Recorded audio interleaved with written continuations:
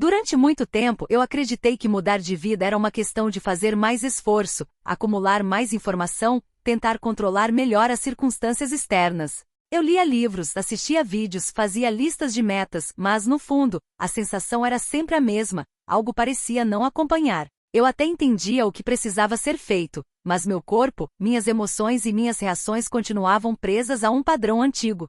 Foi nesse ponto que as estratégias de Joe Dispenza começaram a fazer sentido de verdade para mim, não como teoria, mas como prática vivida. A primeira coisa que mudou completamente a minha percepção foi entender que a minha realidade não estava sendo criada no presente, mas repetida a partir do passado. Não apenas pelas memórias conscientes, mas principalmente pelos estados emocionais que eu carregava todos os dias sem perceber. Eu acordava, olhava ao redor e automaticamente, meu corpo entrava no mesmo estado emocional de sempre. As mesmas preocupações, os mesmos medos, a mesma leitura silenciosa de falta. Não era uma escolha racional. Era um programa. E enquanto esse programa rodava, eu podia desejar qualquer coisa que quisesse, mas continuaria produzindo a mesma vida. Joe Dispenza fala muito sobre isso de uma forma simples e desconfortável ao mesmo tempo. A personalidade que você expressa diariamente cria a sua realidade pessoal. Não porque exista algum tipo de punição invisível, mas porque pensamentos habituais geram emoções previsíveis, emoções condicionam o corpo,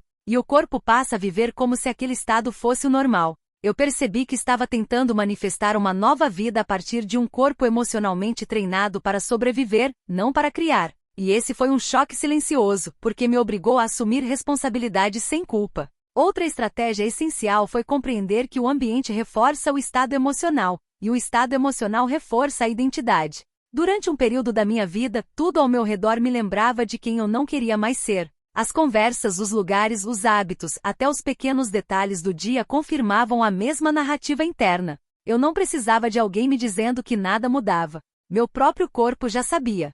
Quando entendi isso, ficou claro que não adiantava apenas pensar diferente por alguns minutos e depois voltar ao mesmo cenário emocional de sempre. Era preciso interromper o ciclo. Nesse processo, uma das ideias mais transformadoras foi perceber que o corpo funciona como subconsciente. Ele não distingue passado, presente ou futuro. Ele apenas responde ao que está sendo sentido agora. Se eu sentia medo, insegurança ou dúvida todos os dias, meu corpo interpretava isso como uma ameaça real, mesmo que nada estivesse acontecendo naquele momento. Então, quando eu tentava fazer algo novo, como me expor mais, falar em público ou tomar decisões maiores, o corpo reagia com ansiedade, tensão e resistência. Não porque aquilo fosse errado, mas porque era desconhecido. Em vez de lutar contra essa reação, eu aprendi a observá-la. Toda vez que o desconforto aparecia, eu me lembrava de que aquela sensação não era um sinal de perigo, mas um sinal de mudança. O corpo estava tentando me manter no familiar. E foi aí que práticas como a meditação começaram a ganhar um papel central.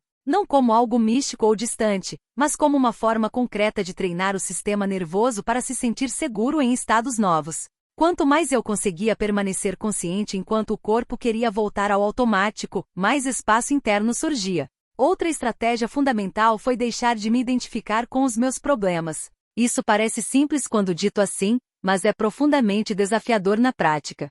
Durante muito tempo eu me definia pelas minhas limitações, pelas histórias que eu repetia sobre quem eu era, pelo que ainda não tinha conseguido.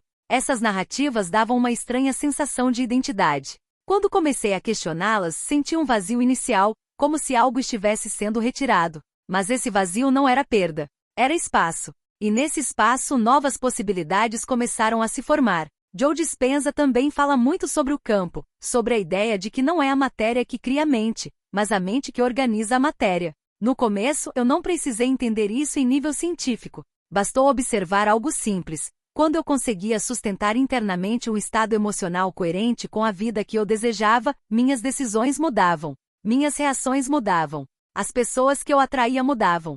Não porque eu estivesse forçando nada, mas porque eu já não estava reagindo a partir do medo ou da carência. Eu estava agindo a partir de um estado mais estável. Uma das práticas mais importantes foi aprender a sentir antes de ver. Em vez de esperar que algo acontecesse para então me sentir bem, eu inverti o processo. Eu treinava diariamente o sentimento de já estar vivendo aquela realidade.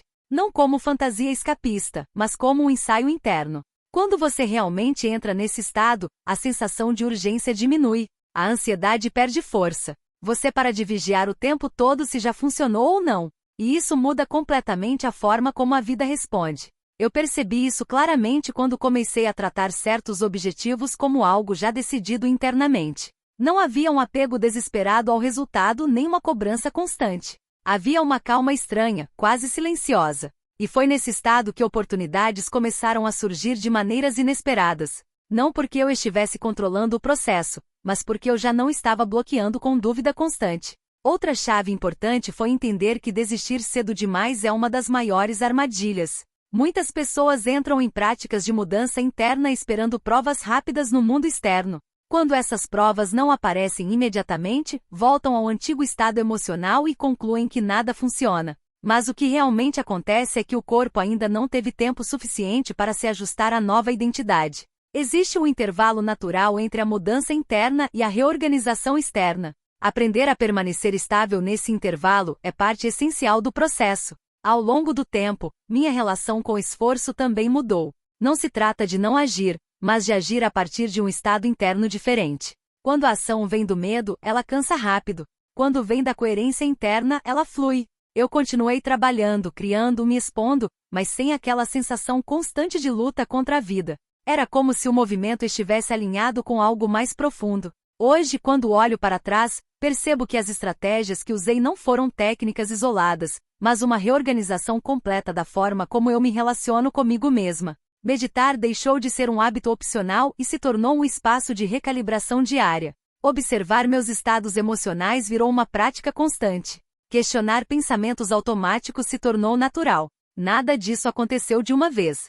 Foi um treino silencioso, repetido, às vezes desconfortável, mas profundamente transformador. Talvez a maior mudança tenha sido perceber que criar a vida que eu desejava não exigia me tornar alguém diferente no sentido superficial, mas lembrar quem eu era antes de ser condicionada pelo medo. Quando o corpo aprende a se sentir seguro em novos estados, a mente se expande. E quando a mente se expande, a realidade encontra novas formas de se organizar. Não como mágica instantânea, mas como consequência natural de uma identidade que já não está presa ao passado.